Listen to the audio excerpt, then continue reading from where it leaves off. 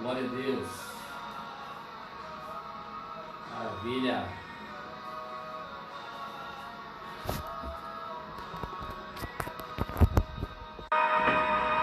Maravilha. Saúdo a todos com a paz do Senhor Jesus. Quem fala é o pastor Marcos Alberto. Estamos iniciando hoje mais uma aula da nossa Escola Bíblica Dominical. Estamos aí no terceiro trimestre e estamos com uma lição, aprendendo a lição, uma edição especial. Você quer ler os princípios divinos em tempos de crise, a reconstrução de Jerusalém e o avivamento espiritual como exemplo para os nossos dias, né? Então é o que nós vamos aprender aí nessa manhã.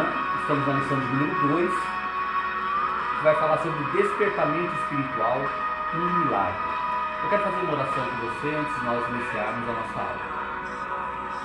Senhor Deus bendito e maravilhoso, nos colocamos diante da Tua presença, buscando a Tua face, queremos Te agradecer, Te louvar pelo esse privilégio de estarmos aqui juntos, meu Senhor, para desfrutar, meu Senhor, do aprendizado da Tua palavra.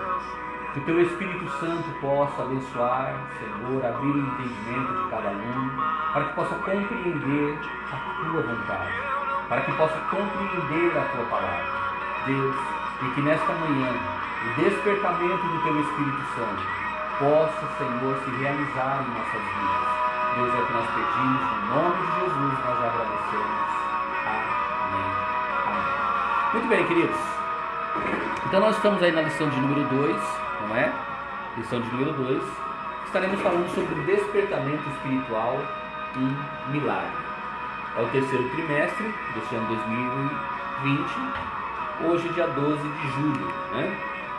A leitura bíblica em classe diz assim: olha, no primeiro ano de Ciro, rei da Pérsia, para que se cumprisse a palavra do Senhor por boca de Jeremias, despertou o Senhor o espírito de Ciro, rei da Pérsia, o qual fez passar pregão por todo o seu reino, como também por escrito, dizendo: assim diz Ciro, rei da Pérsia: o Senhor Deus dos céus me deu todos os reinos da terra, e ele me encarregou de lhe edificar uma casa em Jerusalém, que é em Judá.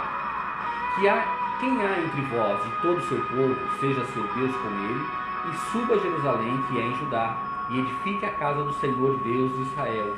Ele é o Deus que habita em Jerusalém. E todo aquele que ficar em alguns lugares em que andar peregrinando, os homens do seu lugar o ajudarão com prata, com ouro e com fazenda e com gados, afora as dádivas voluntárias, para a casa do Senhor que habita em Jerusalém. Então se levantaram o chefe dos pais de Judá e Benjamim, e os sacerdotes e os levitas, com todos aqueles cujo espírito Deus despertou para subirem a edificar a casa do Senhor que está em Jerusalém. E todos que habitavam nos arredores lhe confortaram as mãos com vasos de prata, com ouro, com fazenda e com gado, e com coisas preciosas, afora tudo que voluntariamente se deu. Também o rei Ciro tirou os vasos da casa do Senhor, que Nabucodonosor tinha trazido de Jerusalém, e que tinha posto na casa de seus deuses.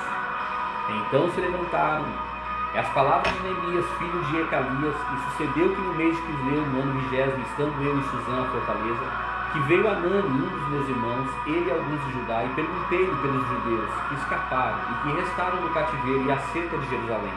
E disseram-me: os restantes que restaram do cativeiro, lá na província, estão em grande miséria e desprezo, e o muro de Jerusalém fendido e as suas portas queimadas a fogo. E sucedeu que, ouvindo eu estas palavras, assentei-me e chorei, e lamentei por alguns dias, e estive jejuando e orando perante o Deus dos céus. Né?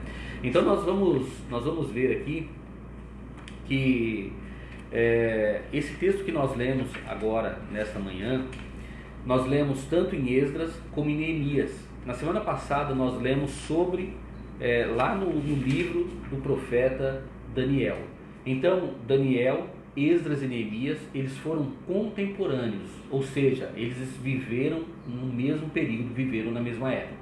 Então nós aprendemos na semana passada que Daniel começou a orar quando tinha se completado os 70 anos, né, que Judá estava cativo lá em Babilônia. Daniel começou a orar porque ele entendeu pelo livro, ele leu e falou: olha, está chegando o tempo de Deus nos tirar aqui, né, deste cativeiro e nos tornar a levar para Jerusalém. Então ele começou a orar e a mão de Deus então veio e levantou um homem chamado Ciro, E agora nós vamos já, não para o livro de Daniel, mas agora nós já vamos lá para o livro de Esdras e Neemias para entender o que aconteceu, tá certo?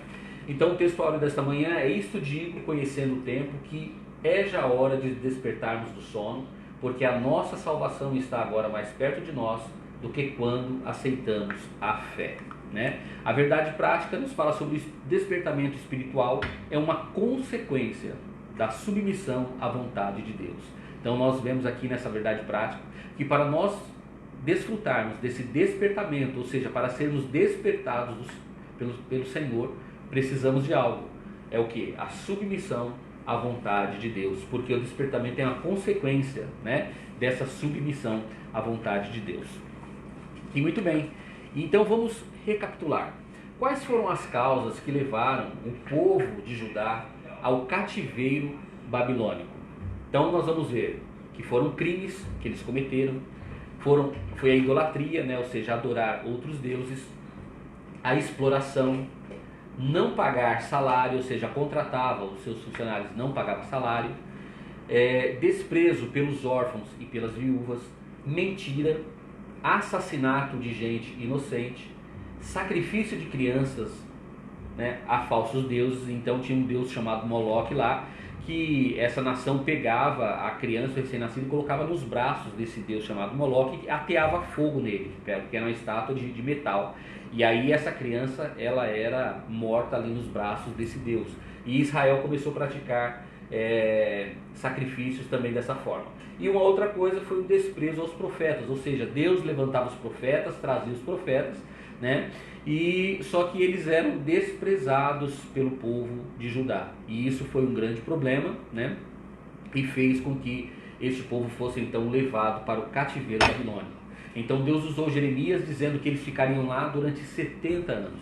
Quando se cumpre os 70 anos, Deus usa Daniel dizendo que é o tempo, ele começa a orar e Deus agora envia a providência, que é o que nós vamos ver nesta manhã, né?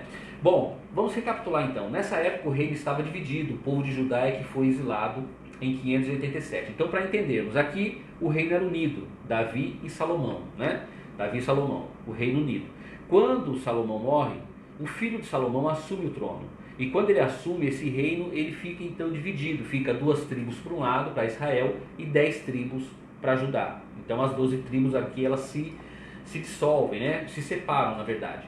Então Israel começa a sua história aqui. Quando chega no ano 722 a.C., vem a Assíria e acaba com esse reino do norte. Leva os israelitas cativos para a Síria, né? E aí então o reino do norte deixa de existir. Judá continua sua história, passa pelo ano 722, vai até o ano 587 a.C. Quando chega no ano 587 a.C., vem Nabucodonosor, né, entra lá em Jerusalém e leva cativo, né, todos os judeus para a Babilônia, tá certo? E aí destrói o templo e racha os muros ficam todos fendidos, as portas do templo são ateadas a fogo, uma total destruição. E os judeus são levados então para a Babilônia. Quais foram os profetas exílicos, né? Então nós temos alguns profetas que fizeram parte desse exílio, tá? Temos também um mapa de atuação dos profetas no cativeiro. Então nós vamos ver aqui está Jerusalém, né? Bem aqui, tá certo? Aqui é a terra de Canaã, onde Deus tinha dado esta terra para os israelitas. Lembra que Deus abriu o mar e fez com que eles entrassem na terra, abriu o Rio Jordão e eles tomaram posse dessa terra chamada Canaã. Eles estavam aqui em Jerusalém. Eles foram levados aqui cerca de 1.200 quilômetros para uma região chamada Babilônia. Jeremias ficou aqui em Jerusalém. Daniel e Ezequiel, quando nós vemos Daniel e Ezequiel profetizando, eles estão aqui no cativeiro, tanto Daniel como Ezequiel, que eles foram também, né, contemporâneos. A história do povo de Judá foi estendida em 2 localidades geograficamente separadas. Este episódio mudou a história do povo de Deus, né? E vocês lembram que o rei teve um sonho, e nesse sonho ele viu uma estátua nesse sonho, e ele não conseguia entender o que era essa estátua, e era justamente, né, no período da Babilônia, no período do grande Nabucodonosor, né? Então Daniel profetizou sobre a queda de Babilônia e a ascensão do Império Medo-Persa. Aí eles pegou e mandou chamar Daniel, eles não entenderam a visão, mandaram chamar Daniel. Daniel foi lá e trouxe então a interpretação. Nesse sonho, essa estátua tinha, além dela ser grande, cada parte do seu corpo era de um material.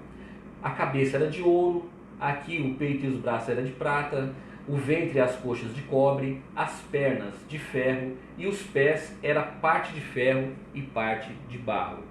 E aí então Nabucodonosor não entendeu qual era esse sonho e Daniel falou: olha, eu vou te dar a interpretação, tu és a cabeça de ouro, né? Você governa sobre todo o mundo. E vocês podem observar que cada material, esse material aqui é um material top, né? Ouro, depois vem um pouco mais inferior, que é a prata, depois outro inferior, que é o cobre, e assim vai então descendo. Por quê? Porque esse material também representava o poder que essas nações, o poder que esses impérios teriam, né, sobre o mundo. Então Babilônia era a cabeça de ouro, foi um reino que dominou sobre todo o mundo de então.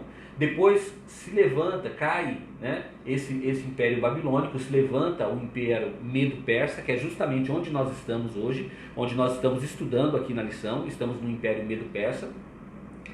E depois cai o império Medo-Persa, se levanta a Grécia vence esse império Medo-Persa, porque sempre que quando caía um império, caía porque outro mais forte, mais poderoso se levantava, destruía aquele império, né? E aí vem a Grécia, que é o ventre de coxa de cobre, né? E o ventre e as coxas que são de cobre. Depois da Grécia se levanta um outro império, que é o Império Romano, que vai do ano 168 até 476 depois de Cristo, que são as pernas, que são de ferro, e depois se levantam 10 reinos, né? Que significa esses pés, parte de ferro e parte de barro. É um reino já não tão forte quanto os anteriores e muito distante de Babilônia, né? Por quê? Porque o ferro e o barro, eles não dá liga, eles não se misturam. Então são 10 reinos, porém 10 reinos aí fragilizados, não com todo aquele poder que os anteriores tiveram, né? Então essa foi a interpretação da estátua. Na lição passada, nós vimos aí a ascensão do Império Medo-Persa, que colocou por terra o Império Babilônico, conforme interpretado por Daniel, capítulo 5.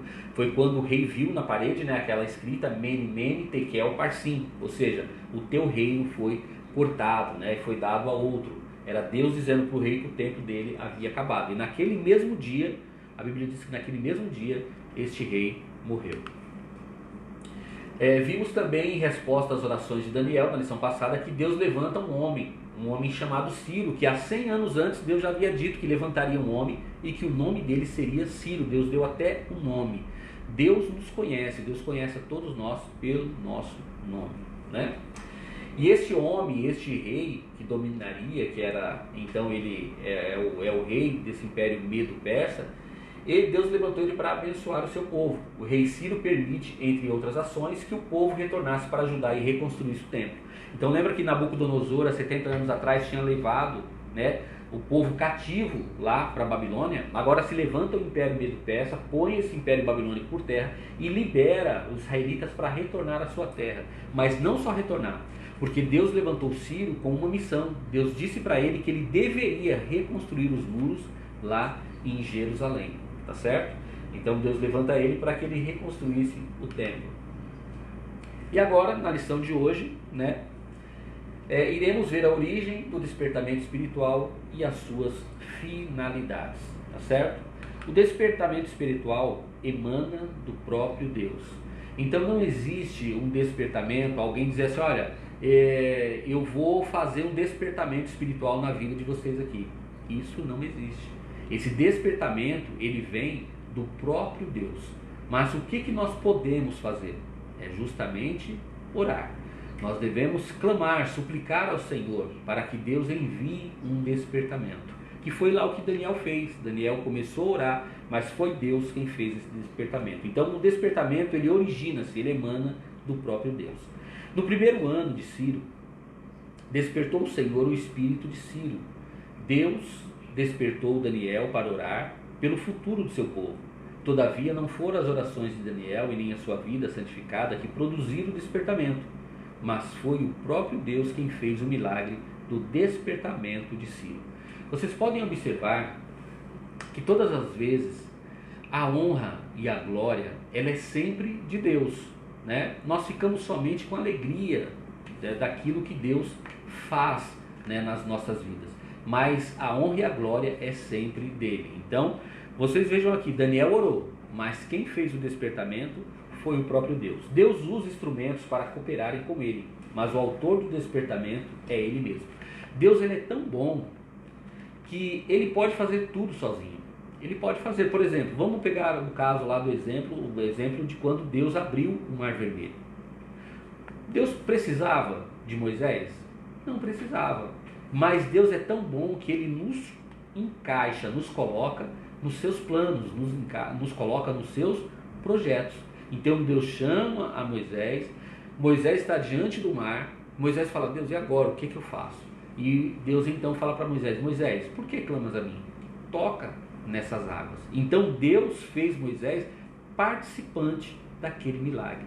E é isso que ele faz com nós. Deus é tão bom que escolheu a mim, que escolheu a você para anunciar as boas novas de salvação. Ele poderia fazer isso sozinho? Ele poderia fazer isso através dos anjos? Poderia. Os anjos bem que atentaram para isso. Os anjos gostariam de pregar a palavra. Mas esta missão foi dada a mim e foi dada a você. Veja o quanto Deus nos ama. Ele nos encaixa no seu projeto, né? Por isso, o despertamento é um mistério. As coisas humanas podem ser explicadas, previstas e calculadas, mas a operação do Espírito Santo ela é diferente. Jesus disse: o vento assopra onde quer, e ouves a sua voz, mas não sabe de onde vem, nem para onde vai. Assim é todo aquele que é nascido do Espírito.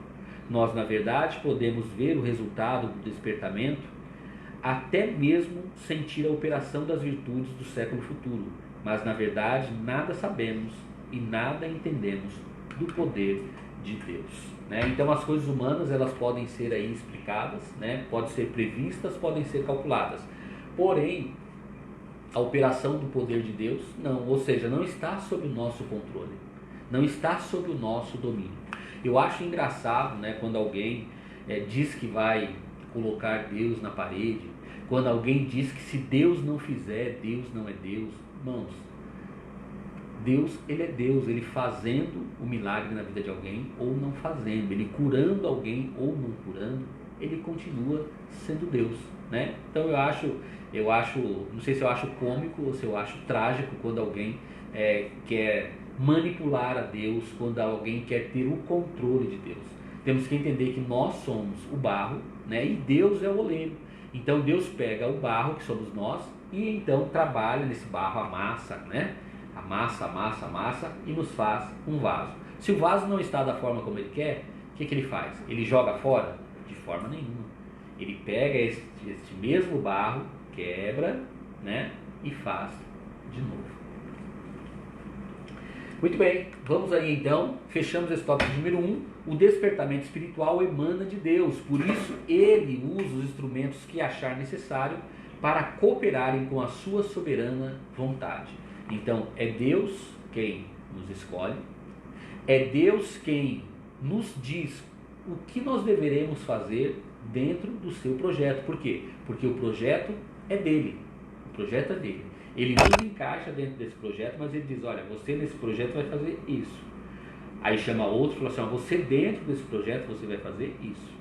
Por isso que a Bíblia diz assim: ó, fique cada um na vocação em que foi chamado, né? Não pode querer a mão querer ser pé, o pé querer ser, né, braço. Não, cada um deve ficar na sua posição, porque nós fazemos parte desse tão grande projeto de Deus, ok? Vamos aí para o tópico número 2, as finalidades do despertamento.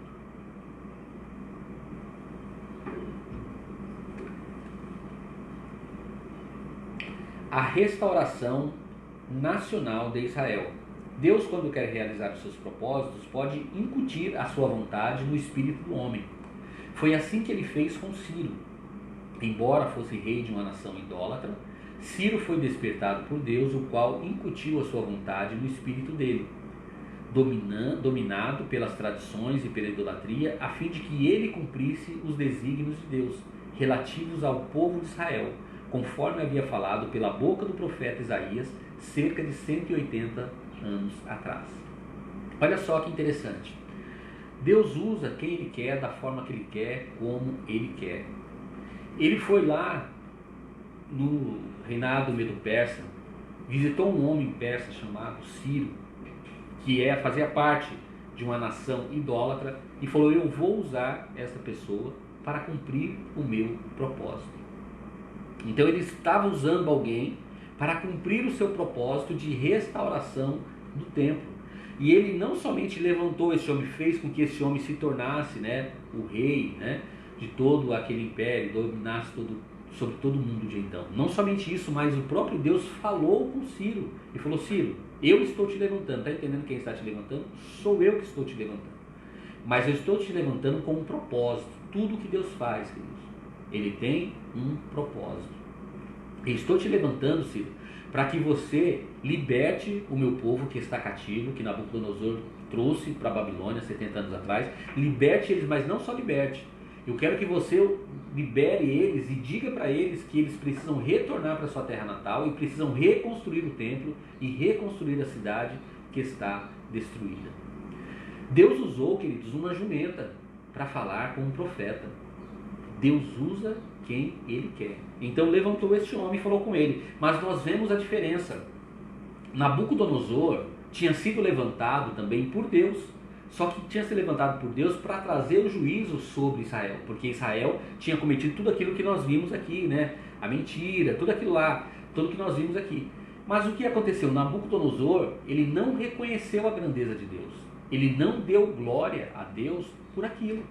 Ele simplesmente achou que ele era o construtor de todas as coisas. Ele batia no peito e dizia: eu sou o grande construtor. Eu sou o construtor de tudo aqui em Babilônia. Foi eu que construí, diferente de Ciro. Ciro já reconheceu a glória de Deus. Ciro já reconheceu que havia sido levantado por Deus. Por isso que eu digo, a honra e a glória é sempre dele. Nós ficamos somente com a alegria de fazer parte deste grande projeto. Tá certo? Então nós vemos aí agora que quando os propósitos de Deus chegou ao conhecimento de Ciro, era um fato já aceito e aprovado por ele, e logo foi consumado. Assim, logo no início do seu reinado, Ciro proclamou um edito autorizando os judeus a retornarem a Jerusalém e edificarem a casa do Senhor em Jerusalém, que é em Judá. Começava assim uma restauração nacional do povo israelita. Então começa aí essa restauração nacional quando Ciro proclama um edito. Ele primeiro faz passar um pregão, tá certo? Ele falou: ó, quem de vocês aí que é judeu, tá certo, que tem familiar judeu, porque alguns haviam nascido lá na Babilônia, porque já havia 70 anos. Mas disse: quem de vocês quiserem retornar para a terra de vocês, vocês podem retornar. E nesse mesmo instante em que ele passa esse comunicado, manda passar pregão, depois ele faz um edito por escrito e manda, né, para todas as províncias, para que as pessoas, os judeus, ficassem cientes, né, dessa ordem, que era uma ordem de Deus. Ele então, para então liberar o povo para poder retornar. Tinha algumas pessoas que haviam nascido lá, mas nesse mesmo instante que Deus levantou Ciro para fazer isso, Deus também tocou no coração dos judeus, levantou vários judeus para que pudessem retornar, né, para a sua terra natal e fizessem aí esta grande obra, que depois nós vamos ver Zorobabel encabeçando esta obra, vamos ver o profeta Ageu falando desta obra, quando ele diz que a glória da segunda casa será maior que a primeira. Ele está dizendo acerca do que? Do templo, né? Acerca da glória de Deus que seria manifestada naquele lugar. Depois nós vamos ver Daniel falando sobre isso, Ezequiel, Jeremias, todos esses profetas falando sobre esta reconstrução. Vamos ver Neemias encabeçando, tomando a frente do projeto, né, e fazendo a reconstrução dos muros. Vamos ver Esdras também aí participando. Então nós vamos ver todos esses personagens dentro da história. Bom, vamos aí então para a restauração espiritual de Israel, né? Restauração espiritual de Israel. Bom, vamos lá. Deus quer usar o homem como seu instrumento. Todavia, só são usados aqueles que cooperam com Deus. Então nós vemos aí que somos nós quem decidimos ser usados por Deus ou não, né? Todavia, só são usados por Deus aqueles que cooperam com Ele. aqueles que seguem a orientação divina por livre arbítrio. O homem é livre para obedecer ou não a orientação divina. Por isso, nem todos os que experimentam um despertamento adquirem o mesmo progresso espiritual, porque não abrem igualmente o seu coração para Deus, a fim de obedecer à risca a orientação divina.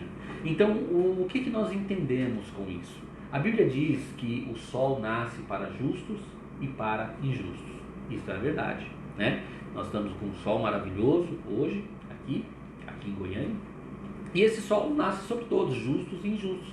Agora, para ser usado por Deus, isto é uma decisão nossa, somos nós quem escolhemos, somos nós quem decidimos, né? Se queremos deixar ser usado por Ele ou não. É a questão do livre-arbítrio. O homem é livre para obedecer ou não a orientação divina. Por isso, nem todos que experimentam. Então, pode acontecer de um despertamento, nós orarmos, pedirmos para um despertamento espiritual vir sobre a igreja, ou vir sobre a família, mas nem todos desta igreja serem impactados. Nem todos desta família serem impactados. Às vezes, um é impactado e o outro não. As pessoas, elas moram juntos, elas dormem juntos, acordam juntos, mas um vai ser impactado e outro não. O arrebatamento vai acontecer também desta forma. O arrebatamento, estarão dois no campo, um será levado e outro será deixado. Estarão dois na mesma cama, um será levado e outro será deixado. O despertamento também acontece desta mesma forma. Por quê? Porque é necessário não somente uma ação de Deus. Deus faz a ação, mas é necessário uma atitude nossa, uma ação nossa também. Tá bom? Por que não abrirem igualmente o seu coração para Deus, a fim de obedecer à risca a orientação divina? Nós vamos ver, né, aí em Provérbios 23:6, Provérbios 23:6, que nos diz assim, olha: não comas o pão daquele que tem os olhos,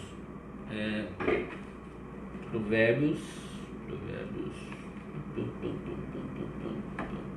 23:26, tinha uma coisa errada aqui.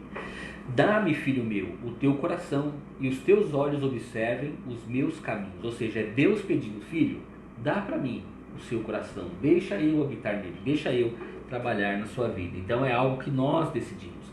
E depois Deuteronômio, capítulo 6, verso de número 5, né? Deuteronômio 6:5, que nos diz assim: amarás, pois, o Senhor teu Deus de todo o teu coração, de toda a tua alma e de todo o teu entendimento.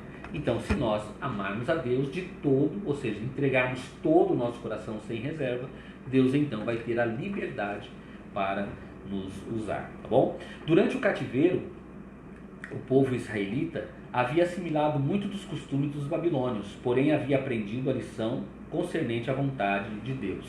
Então nós vamos ver, né, que o povo, quando eles foram levados para o cativeiro, eles aprenderam esta lição de não servir a outros deuses, porque muitos judeus ficaram lá no cativeiro, mas eles ficaram ainda temendo ao Senhor. Nós vamos ver, por exemplo, que Daniel ele não se prostrava, né, diante da estátua. Nós vamos ver lá no livro de Esther que havia um homem, Mardoqueu, que ele não se prostrava diante de ninguém, a não ser diante de Deus. Então, por quê? Porque eles guardaram, né? Guardaram, mesmo estando longe do templo, eles guardaram essa palavra. Olha só que interessante. Então, lá atrás, teve o tabernáculo, que foi usado pelo povo de Israel durante a peregrinação no deserto. O que era esse tabernáculo? Era uma tenda móvel, né? Era um lugar onde eles ofereciam sacrifício e adoração, e foi usado... e depois foi substituído pelo primeiro templo no ano 959 a.C. Então, depois desse tabernáculo, todo lugar onde eles iam, eles desmontavam, levavam e montavam para adorar a Deus. Depois que eles entraram na Terra Prometida, Deus então falou: olha, agora vocês vão construir um templo. Então eles construíram um templo lá em Jerusalém. O primeiro templo foi construído por Salomão no ano 959 a.C., mas foi destruído em 586 pelos babilônios, que é o que nós estamos vendo na lição de hoje. Depois teve um segundo templo que foi reconstruído por Zorobabel, que é o que nós estamos vendo agora, que Deus levanta Ciro passa o pregão, o edital, e manda que eles retornem justamente para quê? Para reconstruir, né, esse segundo templo. Foi lá no ano 516 a.C.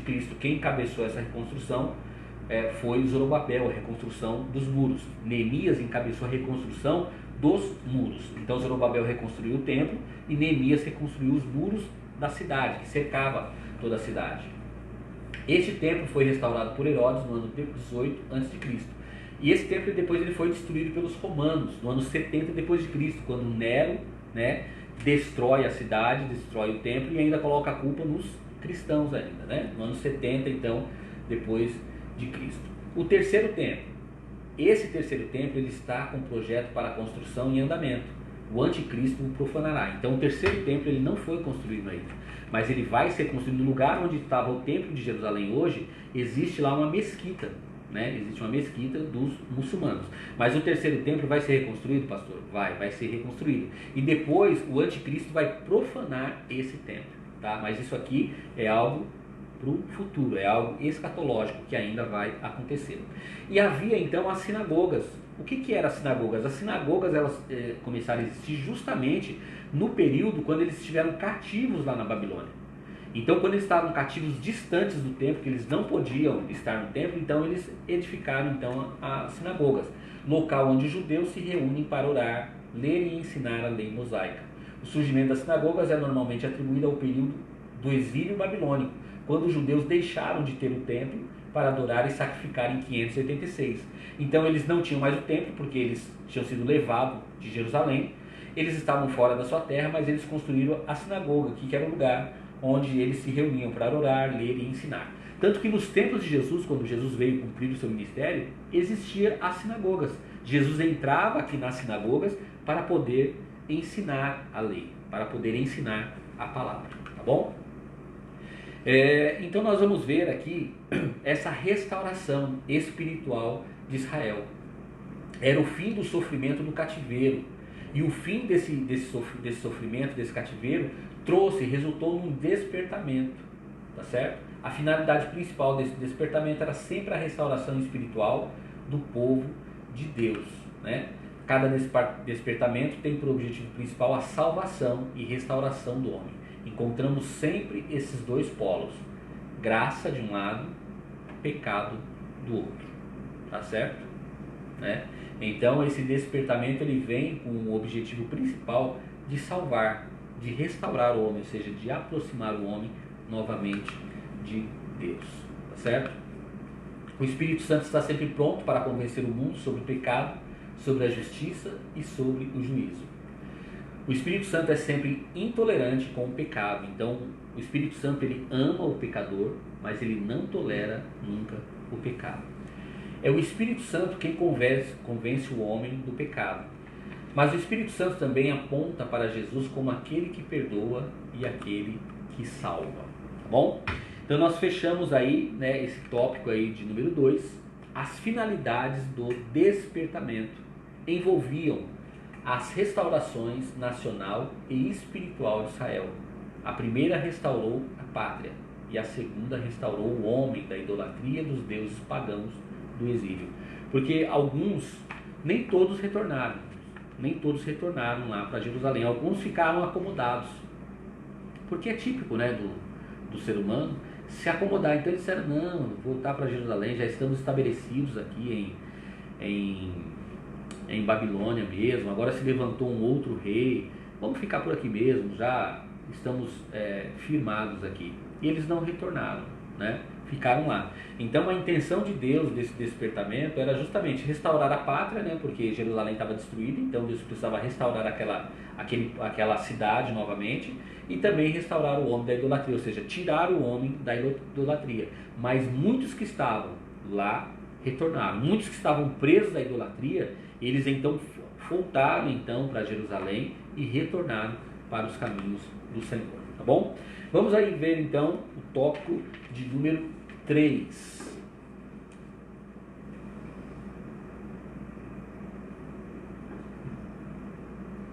Tópico de número 3, né? A fidelidade de Deus em suas promessas. Pelo despertamento que Ciro recebeu, Deus cumpriu literalmente a sua palavra em relação ao retorno de Judá à sua terra. Vamos ler lá em Jeremias 27 e 22 e 27 e 22, que nos diz assim: A Babilônia serão levados. Isso aqui era Jeremias falando com o povo de Judá antes deles serem levados para o cativeiro. A Babilônia serão levados, e ali ficarão até o dia em que eu os visitar, diz o Senhor. Então os farei subir e os tornarei a trazer a este lugar. Então Deus disse, olha, vocês vão ser levados para a Babilônia, vai vir um juízo aí sobre a vida de vocês. Bem como a derrota da Babilônia diante do exército medo-persa, sob o comando de Ciro da Pérsia. Então nós vamos ver em Jeremias 25:12, um pouquinho antes aqui, dizendo assim: acontecerá, porém, que quando se cumprirem os 70 anos, Deus, queridos, Ele está sob o domínio de tudo. Tudo está, todo o controle está nas mãos de Deus. Ele disse que eles seriam levados para a Babilônia e disse o tempo. Tem tempo determinado. Deixa eu dizer algo para você. Tudo na sua vida tem um tempo. Tem um tempo para começar e um tempo para terminar. Tudo. São ciclos. A nossa vida é feita de ciclos. Então tem um ciclo para tudo. Então essa luta que você está passando, essa prova que você está passando, pode ter certeza que ela já tem data certa de validade.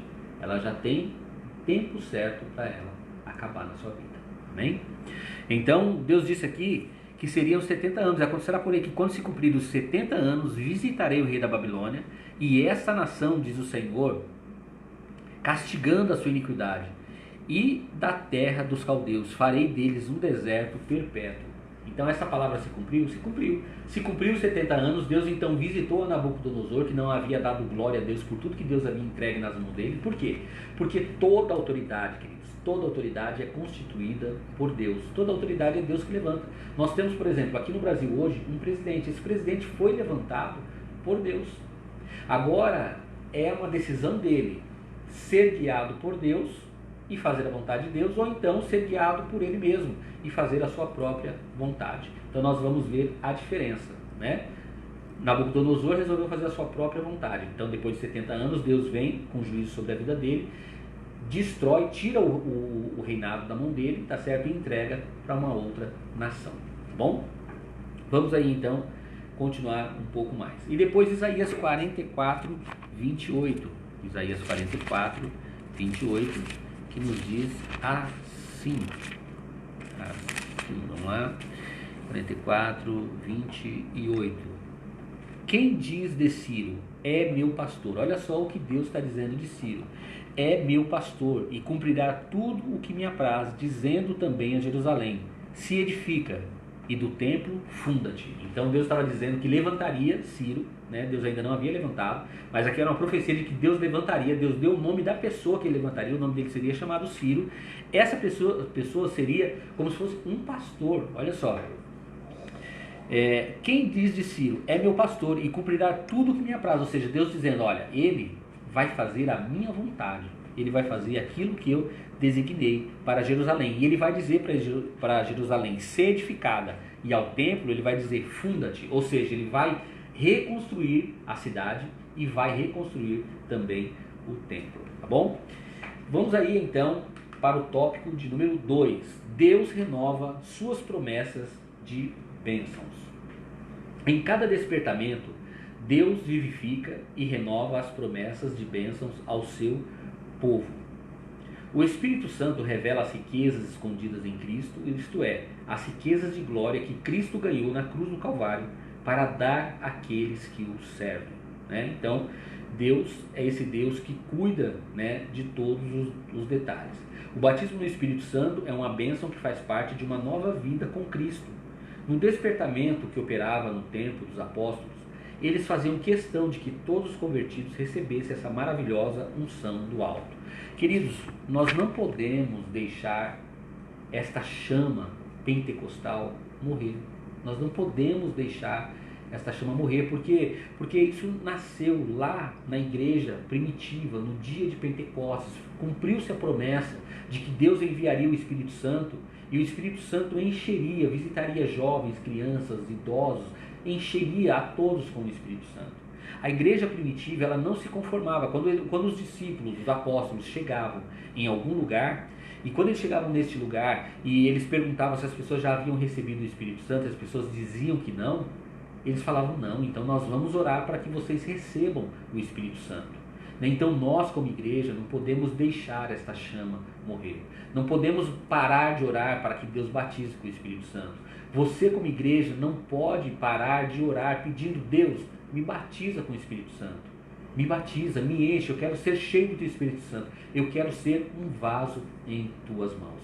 Esse é o nosso dever. Vamos ver aqui, por exemplo, lá em Atos capítulo 8, versículo 14. Vamos ver o que aconteceu em Atos capítulo 8, versículo 14. Nos diz assim: os apóstolos, pois, que estavam em Jerusalém, ouvindo que Samaria recebera a palavra de Deus, enviaram para lá Pedro e João. Mas quando tendo descido, oraram por eles para que recebessem o Espírito Santo, porque sobre nenhum deles tinha ainda descido, mas somente eram batizados em nome do Senhor Jesus. Então lhe impuseram as mãos e receberam o Espírito Santo. Então eles chegaram lá, viram uma igreja constituída, mas era uma igreja tradicional, era uma igreja que não conhecia ainda o poder de Deus. Hoje em dia nós temos também muitas igrejas, nós respeitamos a todas. Nós somos a Assembleia de Deus, uma igreja pentecostal. Tem outras igrejas que são mais tradicionais, que eles acreditam que os dons cessaram, né, que não existe mais o derramamento do batismo com o Espírito Santo, nem o derramamento dos dons espirituais. Nós respeitamos a todos, mas quando nós temos a oportunidade, nós anunciamos esta maravilhosa graça que está ao nosso favor, que são os dons espirituais, que é o batismo com o Espírito Santo, porque Jesus ainda continua dando dons e batizando com o Espírito Santo, tá bom? Então nós vemos aqui que os apóstolos não se conformaram quando chegou naquela igreja. E depois, lá em 19, 1 ou 6, da mesma forma, aconteceu da mesma forma também. Aqui, ó, olha só o que aconteceu. E sucedeu que enquanto Apolo estava em Corinto, Paulo, tendo passado por todas as regiões superiores, chegou a Éfeso, e achando ali alguns discípulos, e disse-lhes: recebestes vós o Espírito Santo quando cresces? E eles disseram-lhe: nós nem ainda ouvimos que haja Espírito Santo. Perguntou-lhes então: em que sois batizados então? E eles disseram: no batismo de João. Então, quando a Bíblia fala batismo de Jesus, batismo de João, está falando sobre o batismo nas águas, né? Quando a pessoa é batizada nas águas, tá bom? Algumas igrejas batizam somente no nome de Jesus, mas lá em Mateus 28, Jesus deu a fórmula, que o batismo deve acontecer em nome do Pai, do Filho e do Espírito Santo, tá bom? Mas eles usavam assim: você é batizado, como você foi batizado? A pessoa, para não falar, fui batizado no nome do Pai, do Filho e do Espírito Santo, fala assim: fui batizado no batismo que Jesus foi batizado, fui batizado no batismo de João, lembra do João Batista que ele batizava? Então eu fui batizado dessa forma. E aí então, quando eles disseram isso, mas Paulo disse: certamente João batizou com o batismo do arrependimento, dizendo ao povo que cresce no que após ele havia de vir, isto é, em Jesus Cristo. E os que ouviram foram batizados em nome do Senhor Jesus. E impondo-lhe Paulo as mãos, veio sobre eles o Espírito Santo, e falavam línguas e profetizavam.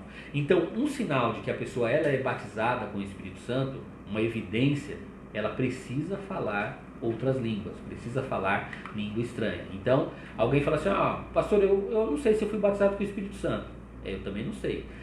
Eu só vou ter certeza se você foi batizado, mas quando você sentiu algo diferente na sua vida, quando você acredita que foi batizado, que gerou essa dúvida em você, você falou língua estranha?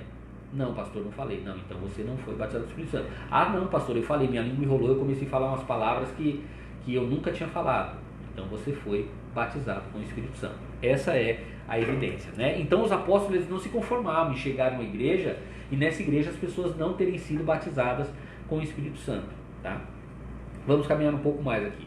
Os dons espirituais também fazem parte das bênçãos que Jesus deseja dar por meio do despertamento. Então lá em 1 Coríntios nós vamos ver sobre os dons espirituais, porque quando Deus derrama esse despertamento, Ele deseja não somente nos batizar com o Espírito Santo, mas também nos dar dons espirituais. Então 1 Coríntios capítulo 12, a partir do verso 7 até o verso 11, a Bíblia nos diz assim: mas a manifestação do Espírito é dada a cada um para o que for útil, porque a um, pelo Espírito, é dada a palavra da sabedoria, que é um dom. A outro, pelo mesmo Espírito, a palavra da ciência. A outro, pelo mesmo Espírito, a fé. A outro, pelo mesmo Espírito, os dons de curar. A outro a operação de maravilhas, a outro a profecia, a outro o dom de discernir dos espíritos, a outro a variedade de línguas e a outro a interpretação das línguas. Mas um só e o mesmo Espírito opera todas essas coisas, repartindo particularmente a cada um como quer. Então o que nós precisamos fazer? Orar para que Deus derrame os dons espirituais. Então na vida do João ele vai derramar um dom, na vida do Pedro ele vai derramar outro, na vida da Maria outro, na vida da Paula outro. Então em cada um ele vai dar um dom de acordo com a sua vontade. Por quê? Porque ele sabe, essa pessoa vai ser útil em tal lugar, precisa desse dom. Essa pessoa, eu vou usar essa pessoa em tal lugar e ela precisa desse dom. Tá bom? Então é Deus quem distribui os dons. Mas para isso nós precisamos fazer o quê? Orar. Nós, como ministros, oramos para que Deus derrame e vocês orem pedindo para Deus para que vocês recebam. Tá bom? Vamos lá então. Deus ainda deseja despertar os corações para ter fé renovada na cura do corpo, também resultado da morte expiatória de Jesus, certo? Então nós vemos aí, é Deus quem derrama esses dons espirituais, essa promessa aí de bênção, Deus renova aí as suas promessas, então é Ele quem opera. Vamos aí então para o próximo ponto. Deus renova a fé dos abatidos.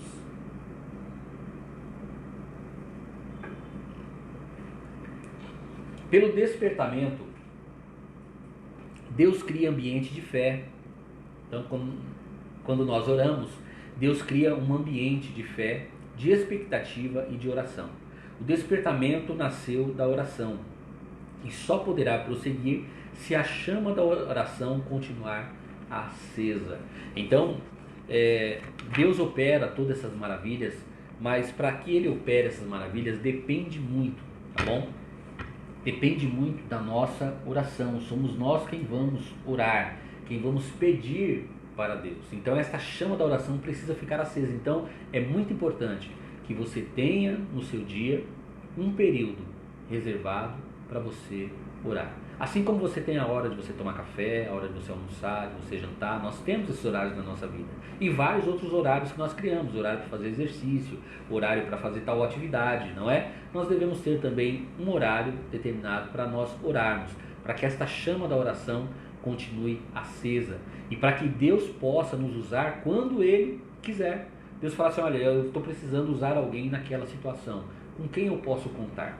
Então Deus vai procurar quem? Quem está na oração, quem está na brecha para que Ele possa usar, tá bom? Então vamos lá, vamos caminhar aqui.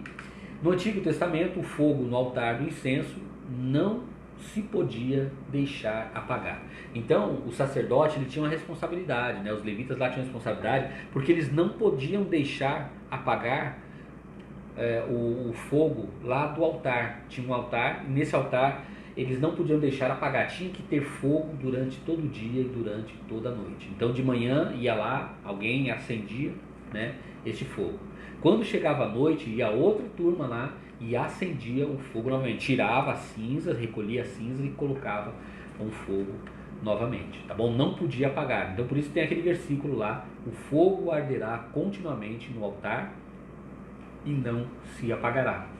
Está falando justamente desse trabalho que era feito lá atrás pelos sacerdotes, e é nossa responsabilidade manter essa chama, manter este fogo aceso dentro de nós. Tem pessoas que já foram uma grande bênção, foram assim labaredas na mão do Senhor, mas foi deixando se esfriar, e hoje é somente uma mechinha muito pequenininha, mas essa mechinha pode se tornar novamente uma grande labareda através de uma vida de oração. Amém? Do mesmo modo, Deus quer que o fogo do Espírito Santo não se apague em nossos corações, mas sim que continue aceso, hoje como no dia de Pentecostes. Todavia, isso só pode conseguir através da oração incessante por parte de cada um de nós. Então nós vimos aí que é Deus quem traz o despertamento, mas vai depender da nossa oração. Deus, eu quero ser despertado, mas aí fica aqui assim, Deus, eu quero ser despertado, quero ser usado pelo Senhor. Não, nós temos que buscar o Senhor, temos que ter uma vida realmente de comunhão com Ele para que Ele possa né, realizar o projeto dele na nossa vida, ou para que nós possamos se encaixar no projeto dele, tá bom? Temos que ter relacionamento, temos que ter comunhão, não é? Muito bem, fechamos esse tópico de número 3 agora. Deus é fiel em cumprir as suas promessas dadas ao seu povo. Além de vivificar e renovar as suas promessas, ele também renova a fé dos que estão abatidos, né? Então, Deus é quem faz isso em nossas vidas. Vamos aí para o ponto de número 4, que é o nosso último tópico, né? Bem curtinho aqui, nós já estamos encerrando. O despertamento torna os homens obedientes à palavra. O culto que é restabelecido em Jerusalém foi exatamente aquele que a lei de Deus determinava. Não foram introduzidas novas formas de culto, nem qualquer mistura de doutrinas babilônicas. Então isso é muito importante, né? Mantermos os padrões, e os padrões são divinos. Onde nós vamos encontrar os padrões divinos? É justamente aqui, né? Nas Sagradas Escrituras. Aqui estão os padrões divinos. Nós estamos vivendo dias difíceis. Estamos vivendo dias onde a cada lugar, cada esquina surge um povo com um pensamento novo, com uma doutrina nova, dizendo, olha, lá não pode fazer isso, mas aqui pode, né? Ah, lá eles são assim, mas aqui nós somos desta forma. E assim eles vão mudando, né? Vão deixando de lado os padrões de Deus. Então nós precisamos aprender que o importante não é somente nós fazermos, mas temos que fazer e fazer bem feito. E não somente fazer bem feito, mas fazermos de acordo com a vontade de Deus. Vocês lembram quando a arca havia sido roubada? A arca foi levada para fora das terras de Israel. E aí quando foram buscar a arca, eles foram lá todo animados buscar a arca. Não, vamos trazer a arca de volta. Era a vontade de Deus que a arca retornasse? Era a vontade. Só que eles não observaram os princípios, como que eles deveriam fazer isso. Eles então pegaram a arca e, em vez de colocar a arca nos ombros dos levitas, e eles deveriam trazer a arca, eles pegaram a arca e colocaram num carro de boi. Quando colocou num carro de boi, o carro de boi está caminhando, e eles todos ao redor, tudo cantando. Em vez de ter o sacrifício de trazer a arca, eles estavam todos lado cantando, e não sei o que, se alegrando. De repente o boi tropeça. Quando o boi tropeça, a arca vai tombar. Quando a arca vai tombar, alguém que não poderia colocar a mão na arca, colocou, que foi usar. E quando ele colocou a mão na arca, a Bíblia diz que na hora ele foi fulminado. Por quê? Eles estavam fazendo a coisa certa da maneira errada. Ou seja, estavam trazendo a arca, que era a vontade de Deus, mas não estavam fazendo segundo a vontade de Deus, que Deus já havia dito que quem deveria carregar a arca deveria ser os levitas, carregar a arca nos ombros.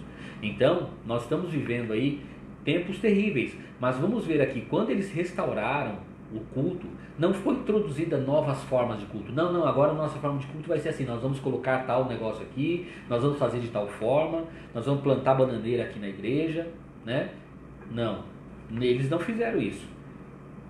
Não foi introduzida novas formas de culto, nem qualquer mistura de doutrinas babilônicas.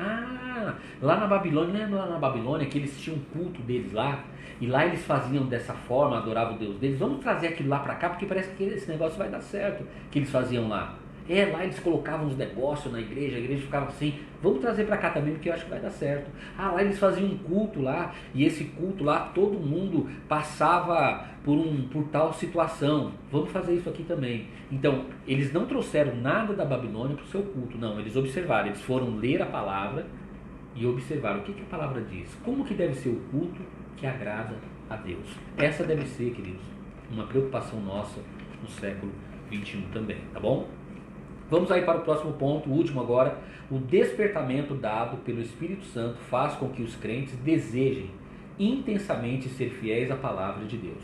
Paulo escreveu, para que nós aprendais a não ir além do que está escrito. O crente despertado inclina-se a guardar os estatutos de Deus até o fim, né? Então, a pessoa, o crente quando é despertado, ele então deixa de lado as suas vontades, né? E ele se inclina a obedecer a Deus. E olha só que interessante aqui. Paulo disse assim, ó, aprendais a não ir além do que está escrito. Nós não podemos ir além do que está escrito. Está escrito é até aqui, então é somente até aqui que eu vou, né? E esta forma de proceder, esta atitude do crente, é uma das bases para a comunhão uns com os outros. Companheiro sou de todos os que te temem e dos que guardam os teus preceitos. Né? Quem são então os nossos companheiros? Os nossos companheiros, quem são os nossos amigos? Quem são as pessoas que devem estar ao nosso lado? São pessoas que temem a Deus.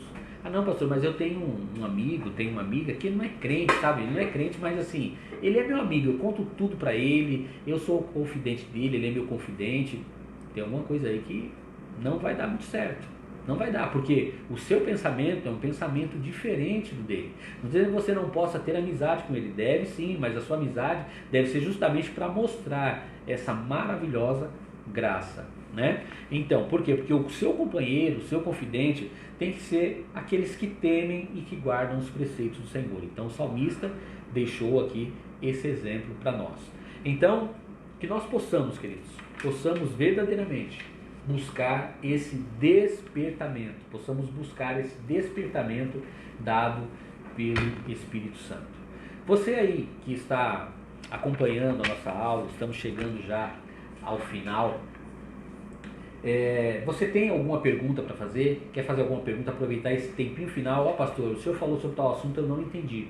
Pergunta aqui rapidinho que eu vou aí te explicar, tá? Eu estou acompanhando aqui, né? Se você tiver alguma pergunta, pode perguntar aí que nós vamos responder para você nesses últimos minutos que nós temos.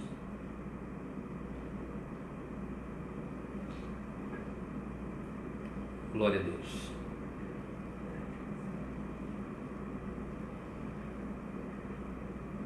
Maravilha. Na próxima semana, por enquanto não entra aqui alguma pergunta, algum comentário, né? Na próxima semana nós vamos estar falando sobre a lição de número 3, que é o despertamento renova o altar. Então nós vamos ver aí o que é o despertamento, né? Nós vimos hoje, na verdade, o que é o despertamento, e na próxima semana nós vamos ver que esse despertamento renova o altar. Bom, acho que vocês não estão querendo falar nada.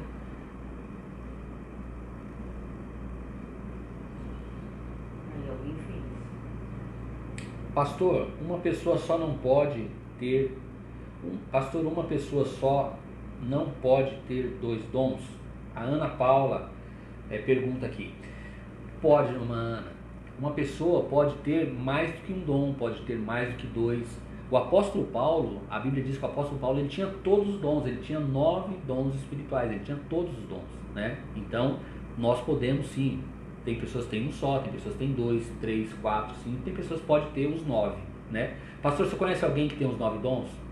Eu não conheço. Se a pessoa tem também, ela não vai ficar falando, ó, pastor, eu tenho os pessoal, eu tenho os 9 dons, né? A pessoa não vai dizer isso, tá? Mas pode sim, alguém pode ter, tá bom? Mana, Deus abençoe aí pela sua participação, tá? Se tiver mais alguma pergunta aí, podem fazer, que nós ainda temos alguns minutinhos. Em 1 hora a live cai, nós devemos ter mais uns 2 minutos aí.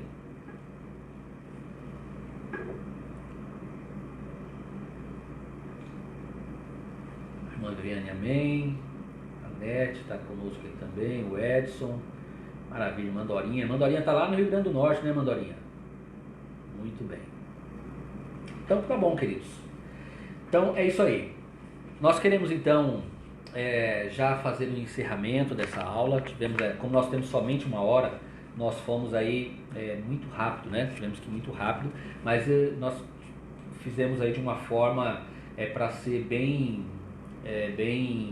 didática, né? Para que vocês pudessem realmente ter esse aprendizado, tá bom? Então quero agradecer aí a presença de todos vocês que estiveram conosco, né, nesta manhã, e que o Senhor possa aí realizar uma grande obra, tá bom, na vida de vocês. Então um dos resultados do despertamento é a obediência dos homens à palavra, né? Depois que houve o despertamento no retorno do exílio babilônico, não houve a introdução de qualquer mistura de cultos pagãos entre o povo de Deus. Vamos orar e vamos agradecer a Deus. Quero agradecer aqui a pastora Silvone, que está conosco aqui também, ela que está ali e também a minha mãe, a irmã Maria. Nós temos somente mais 20 segundos, vou fazer uma oração. Senhor Deus, nós te agradecemos pela vida de cada um dos nossos irmãos. Ministramos a Tua bênção, Senhor, sobre a vida deles. Que o Senhor guarde, livre de todo mal. Deus, e que o Senhor derrame um despertamento em nossas vidas. Amém. Amém. Queridos, hoje à noite às 18h30 temos o culto com a família. Que o grande amor de Deus, a graça do nosso Senhor e Salvador Jesus Cristo, na comunhão